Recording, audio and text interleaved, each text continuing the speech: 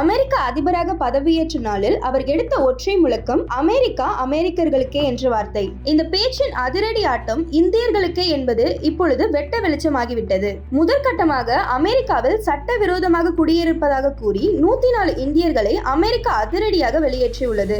அதுவும் 104 பேருக்கும் கைவிலங்கு போடப்பட்டதாகவும் சர்ச்சை எழுந்துள்ளது.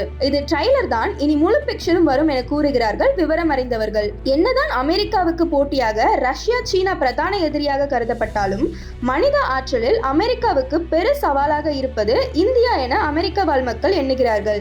கணினி தொழில்நுட்பம், தகவல் தொழில்நுட்பம், நிதி மேலாண்மை என்றாலும் சரி, அமெரிக்கர்களை விட இந்தியர்களே ஆதிக்கம் செலுத்துகின்றனர். ஏன் அமெரிக்க அதிபர் தேர்தலில் கூட ட்ரம்புக்கு கடும் நெருக்கடியை கொடுத்தவர் இந்திய வம்சாவளி பெண் என்பது மறுக்க முடியாது.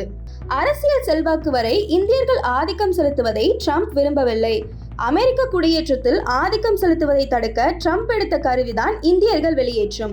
முதலில் சட்டவிரோதமாக உள்நுழைந்த இந்தியர்களை விரட்டிவிட்டு அடுத்து சட்டத்தின் அடிப்படையிலும் பொருளாதார அடிப்படையிலும் இந்தியர்களை வெளியேற்றும் பணி நடக்கும் என்பது பலரின் கருத்து. அமெரிக்கர்கள் மட்டுமே வாழும் அமெரிக்க அதிபரின் முயற்சி வெற்றி பெறுமா என்பதை பொறுத்திருந்து பார்ப்போம்.